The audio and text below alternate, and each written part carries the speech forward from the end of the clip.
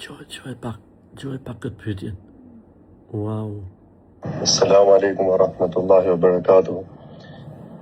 Hoxha, uroj ti është mirë, e gëzuar për shumë vjetë. Gëzuar dhe ti vëlla. Desha të bëj një pyetje në lidhje me ditën e xuma që i bjen Bajram. Po. A bie detyrimi i xumas edhe nëse unë e kam xhamin afër?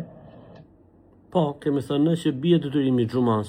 Po, sepse ka hadith pejgamberit alayhis salam që tha, ne e bashkuar dy festa, kush prezanton Bajramin është i lirë nga xumaja. Ne do ta falim tha xuman. Po kush nuk don, nuk vjen. Ka liri, ka tolerancë, tha profeti alayhis salatu wassalam. Edhe një çështje tjetër te një xhami e zonës, një hoxh në hutbe thanë në ligjërat që shehu i tij në Arabi, Hoxha i tij në Arabi, mund të jetë Pakistan, mund të jetë Hindunistan, mund të jetë ku e di unë ku, në Arabi, shehu im në Arabi, hajde.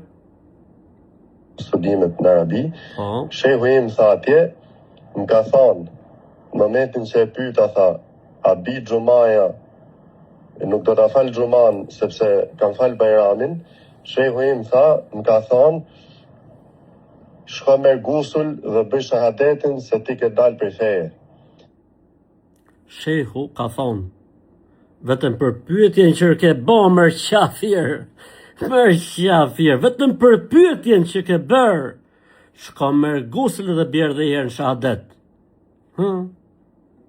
Dhe bëj shahadetin se ti ke dalë prej feje. Tekstualisht, këtë gjë e ka thonë edhe i ka thonë aty xhamatit, mani vesh, në gjani, jeni 200 veta këtu dëshmitar, që kështu më ka thonë shehu im atje. I Zotë di se ke kush bakal të mbëjnë halal ata që kanë këtë zanat, ka morë dije ky vëlla, se vetëm fe e dije dhe islam nuk ka në këtë mes. Thonë shehu im atje, si që ndro, a ka një vërtet në këtë fjallë, apo jo? Normalisht që s'ka vëlla se të vërtet në këtë fjallë. Nuk ka asnjë të vërtet në këtë fjallë, dhe unë do të demaskoj dhe mund sish këtë imamin na e sjellësh me emër dhe mbi emër, ta denoncojmë myftininë në komunitet dhe hoxhën atje ta denoncojmë në ambasadën atij shteti ku ndodhet. Ta janë zot në ruaj, vëlla, për Zotin.